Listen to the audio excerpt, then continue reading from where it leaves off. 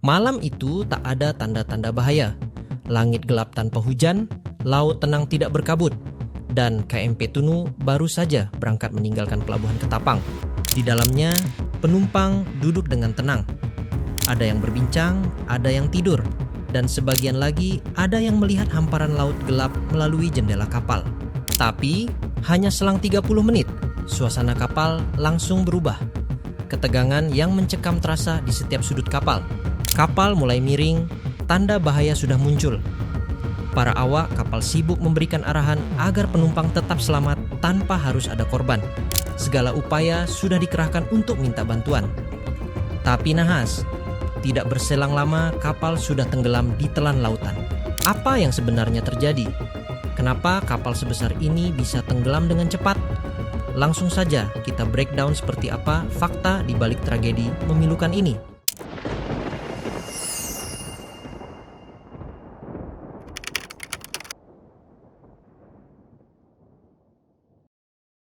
Halo, kembali lagi di channel Istana Media.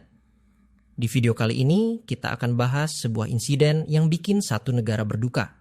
Sebuah kapal penumpang yang berangkat malam-malam melintas Selat Bali, tapi nggak pernah sampai tujuan. Hanya dalam hitungan menit, KMP Tunu tenggelam bersama puluhan penumpang.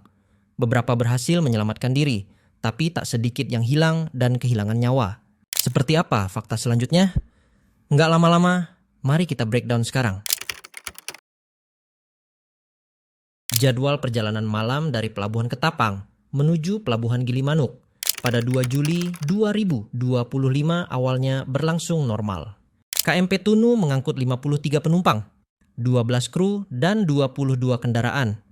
Kapal mulai melakukan proses muatan kendaraan di pelabuhan pukul 22.15 waktu Indonesia Barat dan selesai pukul 22.45 waktu Indonesia Barat. Lalu pada pukul 22.51 waktu Indonesia Barat, kapal mulai berangkat menuju Pelabuhan Gilimanuk, Bali. Saat mulai perjalanan, nggak ada keanehan ataupun tanda bahaya pada kapal. Tapi berselang 30 menit, penjaga mulai merasa ada kemiringan pada sisi kanan kapal. Nggak lama, penjaga melihat air laut mulai masuk lewat pintu kamar mesin. Saat situasi sudah mulai bahaya, kru kapal langsung mengevakuasi penumpang dan menyuruh mereka untuk segera menggunakan jaket pelampung. Mohon izin, komandan melaporkan saat ini kondisi kapal posisi miring mungkin karena cuaca yang kurang bagus dan semua penumpang diperintah memakai pelampung. Demikian melaporkan, komandan. Segala upaya untuk meminta bantuan dilakukan oleh nahkoda kapal. Tapi sayang, kapal dengan cepat tenggelam di perairan Selat Bali. Kapal itu mulai karam dari sisi belakang bagian kanan. Dari jumlah total 65 orang yang ada di dalam kapal, hanya 30 orang yang berhasil selamat. Sebagian besar penumpang menyelamatkan diri dengan menggunakan skoci kapal, jaket pelampung, atau serpihan kapal yang ada di dekat mereka. Tapi nggak semua orang bisa seberuntung itu. Tercatat ada 12 korban jiwa dan 23 penumpang sisanya belum ditemukan, termasuk nahkoda kapal. Upaya pencarian dan penyelamatan terus dilakukan. Walaupun harapan semakin terkikis di tengah derasnya ombak dan waktu yang terus berjalan. Setelah laporan tenggelamnya KMP Tunu diterima, tim SAR langsung bergerak melakukan operasi penyelamatan dan pencarian. Tim terdiri dari Basarnas, TNI AL, Polairut, Kemenhub, dan nelayan lokal yang saling bahu-membahu untuk menyelamatkan korban. Beberapa perlengkapan dan personel dikerahkan untuk memudahkan pencarian. Dimulai dari helikopter, KRI Vanildo, drone bawah laut. Bahkan lebih dari 20 penyelam profesional telah diterjunkan. Tim bekerja siang dan malam. Nggak kenal lelah terus bergerak untuk menemukan korban. Area pencarian diperluas hingga radius 10 mil laut. Tapi kondisi alam yang tidak bisa ditebak, seperti arus deras dan cuaca ekstrim, membuat tim penyelamat kesusahan. Operasi yang awalnya berakhir pada 9 Juli 2025 diperpanjang sampai 11 Juli 2025. Hal itu dilakukan karena masih banyak korban yang belum ditemukan. Operasi pencarian kali ini difokuskan ke pemetaan bawah laut dan lokasi sekitar tenggelamnya kapal. Di balik upaya penyelamatan dan pencarian, ada beberapa kisah yang bikin merinding dan menyayat hati. Salah satu penyintas yang merupakan kernet truk bilang, kalau saat itu kondisi kapal sudah kritis dan dia memilih lompat ke laut tanpa pakai pelampung. Untungnya, nasib baik berpihak pada dia, nggak jauh dari tempatnya, ada sebuah pelampung karet yang bisa menopang tubuhnya agar tidak tenggelam, hingga nelayan berhasil menemukannya. Kisah lain datang dari nelayan yang tidak sengaja menyelamatkan korban KMP Tunu. Di tengah arus yang kencang dan perahu seadanya, para nelayan Banjar Pebuahan tetap gigih menyelamatkan korban. Seorang nelayan membagikan ceritanya saat menemukan seorang pemuda yang selamat sambil memeluk jasad sang ayah. Pemuda itu bilang ayahnya sempat diselamatkan tapi nggak bisa bertahan dan dia nggak mau melepaskan jasad ayahnya itu. Di sisi lain ada keluarga yang terus berharap dan cemas, menanti kabar dengan penuh rasa sabar. Seperti yang dilakukan oleh keluarga sopir truk asal Banjarnesa. Setiap hari, doa dan harapan terus dipanjatkan. Memohon pada Yang Kuasa agar korban segera ditemukan dan pulang dalam keadaan selamat. Kita semua ikut berduka dengan insiden yang terjadi ini. Kapal tenggelam, korban berjatuhan, hingga keluarga yang terus berharap-harap cemas. Tapi dari peristiwa ini ada beberapa hal penting yang harus kita ingat dan jadi pelajaran. Di antaranya, 1. Penting untuk tahu keselamatan dasar saat naik kapal. Saat berada di kapal, kita mungkin merasa aman karena sudah biasa menyeberang. Tapi kenyataannya, keadaan bisa berubah hanya dalam hitungan menit. Makanya, penting untuk tahu di mana letak pelampung, sekoci, dan jalur evakuasi.